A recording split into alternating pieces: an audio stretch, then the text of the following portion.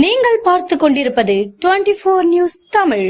தமிழக வெற்றிக்கழக தலைவர் விஜய் எழுதிய கடிதத்தை தவிக மகளிரணி பெண்கள் நாகை பேருந்து நிலையத்தில் கல்லூரி மாணவிகளிடம் விஜய் எழுதிய கடிதத்தை கொடுத்து விழிப்புணர்வு பிரச்சாரத்தில் ஈடுபட்டனர். சென்னை அண்ணா பல்கலைக்கழகத்தில் மாணவி பாலியல் வன்கொடுமை செய்யப்பட்ட சம்பவம் தமிழகம் முழுவதும் பெரும் அதிர்வலைகளை ஏற்படுத்தியுள்ளது.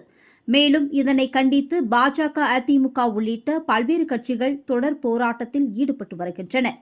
அந்த வகையில் தமிழக வெற்றிக்கழக தலைவர் விஜய் மாணவிகளுக்கு இது தொடர்பாக கடிதம் ஒன்றை எழுதியுள்ளார்.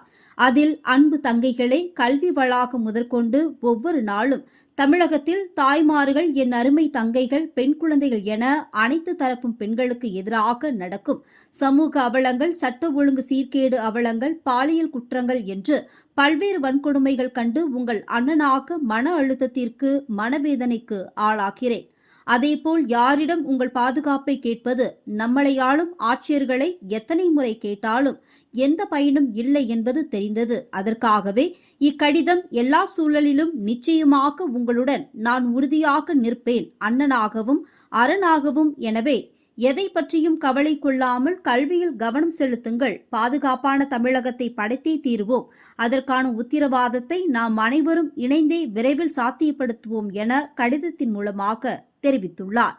இந்த கடிதத்தை மாணவிகள் மத்தியில் கொண்டு செல்லும் வகையில் நாகப்பட்டினம் மாவட்டத்தின் சார்பில் நாகை புதிய பேருந்து நிலையத்தில் தமிழக வெற்றிக்கழகம் மகளிரணி மாவட்ட செயலாளர் மருத்துவர் சுகன்யா முகுந்தன் தலைமையில் மகளிரணி நிர்வாகிகள் மாணவிகளிடம் விஜய் எழுதிய கடிதத்தை துண்டு பிரசுரங்களாக வழங்கி விழிப்புணர்வு பிரச்சாரத்தில் ஈடுபட்டனர்.